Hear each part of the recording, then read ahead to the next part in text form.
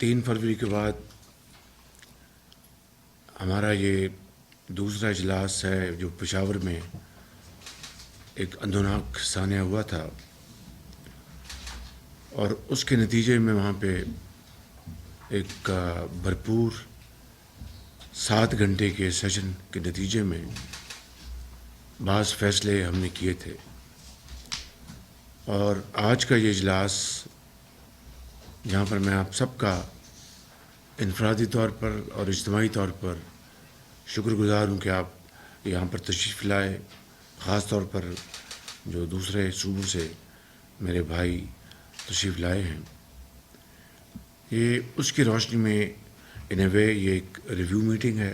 کراچی میں ایک واقعہ ہوا پولیس جو ان کے آفیسر کے سامنے، وہاں پر میں سمجھتا ہوں کہ ہماری سندھ کی پولیس، رینجرز اور فوج پاکستان نے بڑی دلیری سے ان کا مقابلہ کیا. 4 ہمارے اہلکار اللہ کو پیارے ہوئے. اللہ تعالیٰ ان کو جنت الفردوس میں بلند مقام پر جگہ عطا فرمائے. آج جو ہماری نشست ہے یہ اسی حوالے سے 3 سیگمنٹس ہیں. ایک نیکٹا ہے اور ایک ایپیکس کمیٹی ہماری، اس کو سارے کو ریویو کرنا ہے ہم نے. اور نیکٹا جو ہے یہ بذات خود ایک ڈورمنٹ ادارہ بن چکا ہے. اس کی جو جس مقصد کے لیے نیشنل ایکشن پلان جب بنا نیپ، آفٹر وہ جو انتہائی افسوسناک واقعہ پشاور میں ہوا تھا آرمی پبلک اسکول میں، اس کے نتیجے میں نیشنل ایکشن پلان بنا. اور مجھے یہ کہنے میں کوئی تامل نہیں ہونا چاہیے کہ اس وقت میاں نواز شریف کی حکومت نے تمام سٹیک ہولڈرز کو انوائٹ کیا.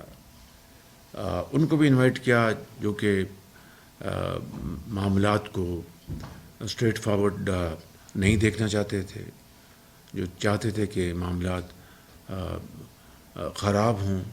ان کو بھی انوائٹ کیا، وہ آئے اور وہاں پر بیٹھ کے ایک بڑا کمپریہنسو ڈسکشن ہوئی اور ایک نیشنل ایکشن پلان اس کے نتیجے میں بنا. ابھی جب پشاور کا سانحہ ہوا، میں نے تمام پولیٹیکل سٹیک ہولڈرز کو انوائٹ کیا، سب کو میں نے دعوت دی، اور اپنے کولیگز کو میں نے درخواست کی کہ ان کو فون کر کے آپ دعوت دیں، جو کہ میں ان کی مہربانی انہوں نے فون کر کے ان کو دعوت دی. لیکن اس کے باوجود بھی وہ انہوں نے یہ مناسب نہ سمجھا کہ وہ اس میٹنگ میں تشریف لائیں. اور آج تک ان کی کوشش یہی ہے کہ سڑکوں کے اوپر معاملات طے کیے جائیں، نہ کہ ایک کمرے میں بیٹھ کے ایک پاکستانی کے طور پر اور اپنی مستقبل کو سنوارنے کے لیے فار دا سیک آف پاسٹیرٹی ہم بیٹھ کے ان معاملات کو طے کریں.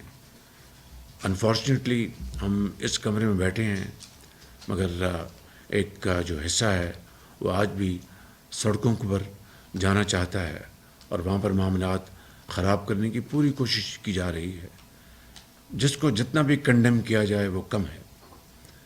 اور جبکہ آج پاکستان اکنامک چیلنجز کو فیس کر رہا ہے، آئی ایم ایف سے گو کہ انشاءاللہ معاملات طے ہو جائیں گے، مگر it still week 10 days in the future. اور اس کے لیے جو ایک بہت ایک کڑی شرائط کو ہم مجبور ہو گئے ہیں ان کو منظور کرنے کے لیے، ان کو ماننے کے لیے، کیونکہ اسٹیٹ آف پاکستان پہلے ہے اور باقی چیز اس کے ماتحت ہے. تو یقیناً آج یہ ہاؤس اور خاص طور پر میرے جو پولیٹیکل پارٹنرز ہیں ان سب نے اپنی جو پولیٹیکل سٹیک داؤ پہ لگائی ہے اور اسٹیٹ کو بچانے کے لیے دل کی اتھاہ گہرائیوں سے اور خلوص سے وہ پوری کوشش کر رہے ہیں. میں یہاں پر نام لیے بغیر یہ کہنا چاہتا ہوں کہ ایک پاکستان کا انتہائی دوست ملک ہے. ہمارا یہ سب کا خیال تھا کہ وہ انتظار کر رہے ہیں کہ IMF کا معاہدہ ہو جائے, پھر وہ اپنا حصہ وہ ڈالیں گے. لیکن اس دوست ملک نے چند دن پہلے فارن منسٹر اس سے آگاہ ہیں کہ انہوں نے ہمیں کنوے کیا جی ہم آپ کو یہ بالکل اسٹریٹ اوے کر رہے ہیں. اور یہ چیزیں بھلائی نہیں جا سکتی. اس طرح کی اور بھی ماضی میں اس طرح کی ان کی جو پاکستان کے لیے درد دل سے ان کی جو کنٹریبیوشن ہے, ڈیٹ اگر ہم ایک قوم ہیں جو کہ ہم ہیں, اگر ہم ایک مسلمان کا خون دوڑ رہا ہے جو کہ ہم ہیں, ہم پاکستانی ہیں, تو ان نیکیوں کو, ان اچھائیوں کو ہمیں تا قیامت نہیں بھلانا چاہیے.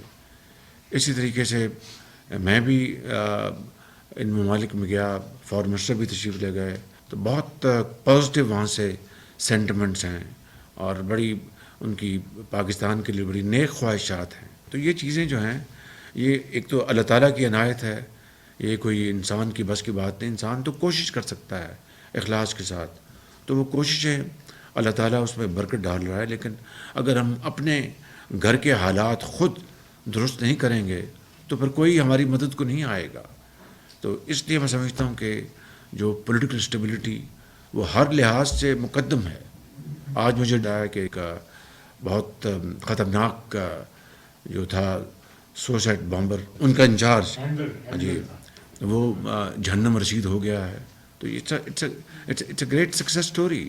اس طریقے سے کل بھی وہاں پر کچھ لوگ ان کے پکڑے گئے ہیں. تو یہ ایک ایفرٹ جاری ہے پولیٹیکل اینٹیز کی طرف سے, پولیس اینٹیز کی طرف سے, ایڈمنسٹریشن کی طرف سے, ہمارے افواج پاکستان کی طرف سے.